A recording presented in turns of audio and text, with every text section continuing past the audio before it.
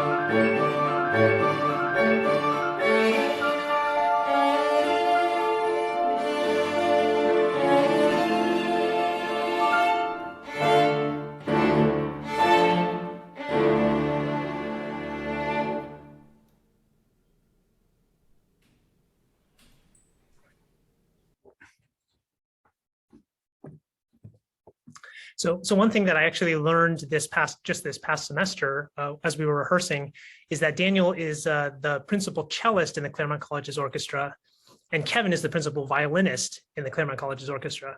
So I got super lucky. I basically got to play with like the best string players at the Claremont Colleges. So Daniel and Kevin, I just want to say how much of a delight it has been getting to work with you both in research and with music.